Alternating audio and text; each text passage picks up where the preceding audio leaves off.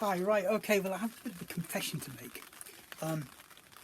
That bowl that I was making the other day, that I was showing you, well it did crack all the way into the actual bowl part of it.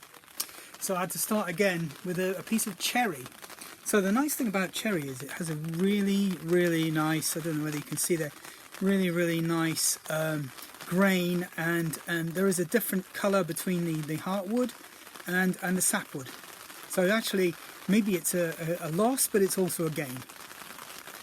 So I've got about the same kind of situation with the bowl as I did the other day. I've carved it out.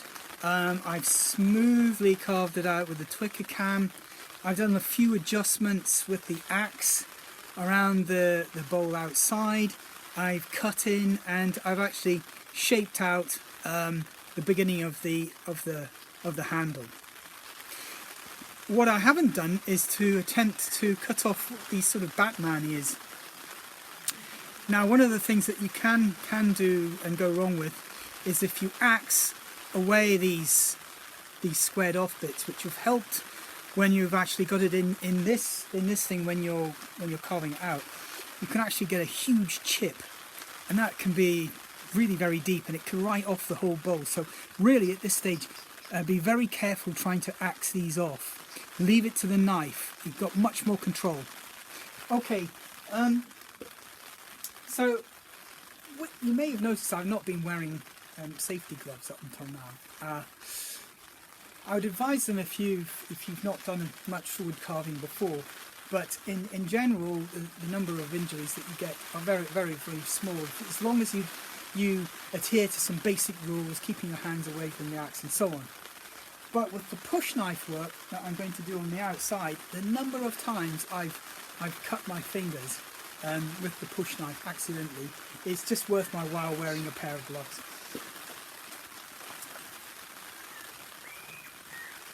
Okay, here's the push knife. Now this is a very nice, very simple push knife that it's been made by Mora Knife in Sweden, and you can see that the bevel is on both sides, which means that you can push and pull. And a lot of people make kindling out of these, kindling shavings, but we're going to use it today to shape the outside of the bowl. Now, as you can see, I've got a clearly marked out base of the bowl here. So what we're going to do is move this way. So we're going to shave off and clean up and smooth off from there outwards in a methodical way, a little bit like turning a bowl on a potter's wheel. We just keep rotating the bowl until we get the shape that we want. So this is about shape refinement. We've done much of the shaping work with the axe. Okay, here we go. So we've got this push knife. It's a little bit tricky, I have to say. We just do this sort of action here, sort of shaving, pushing. The rain's back. Pushing, pushing, pushing, all the way down, all the way down. Turning the blade a little bit when we get there, just so as we don't attempt to slice through those Batman ears. And it is possible, as I say, even with the knife, to actually cause a chip. So we've done one line down, then we do another, then we do all the way down. I should say I find this one of the hardest. There we go, I was shaving away at the Batman ears, and at the front here, it's the hardest to cut because you're cutting right across at right angles to the grain, so the fibres of the wood are really resisting you. But as you can see, the blade is very sharp, and we're making short work of this. So this is a piece of green flowering cherry, I think, that we picked up from a village very nearby. So we were actually neighbours to this tree. Unfortunately it blew down in the wind and had to be removed. It's a bit of a shame for the owners of the garden. Now what we're doing at each stage, as you can see, just with a little bit of work, if you can see there, you can see that it's smoothed that off really, really nicely. It's really, as I say, just shape refinement. A little bit of a bulge there, and one of the things you'll see me doing is checking the thickness all the way. Now it is possible, even at this stage, to accidentally go all the way through into the bowl, especially at the sides where it can get quite thin. So just be aware, every now and again, just check the thickness and make sure that it's not going too thin, and also conversely that it's not too thick. So essentially what we're trying to do is match the inside shape with the outside shape.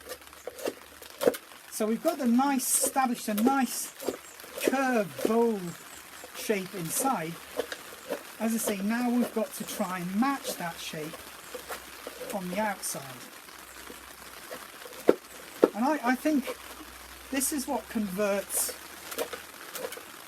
a reasonably good or average bowl into a great bowl.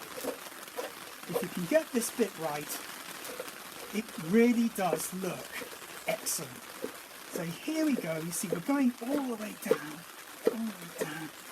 coming down, down to this bit which is quite thick, carving that down. There's a little lump I can see, carving all the way down.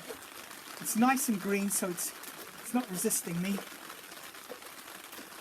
Now what you'll find is when you come, so as the grains are going this way, the fibres are going this way, when you come down to here, this side, at the sides, what you'll find is that you've got the fibres are going parallel to the blade, and what you'll get is stuttering and chipping.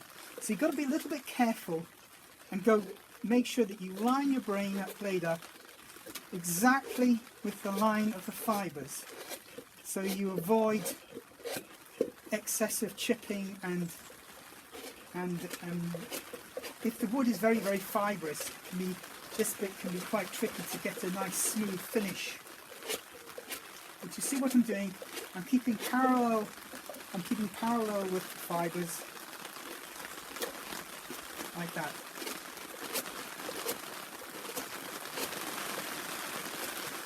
Okay, so what we'll do, we'll just go leave it a moment, and we'll come back when I've progressed a little bit further.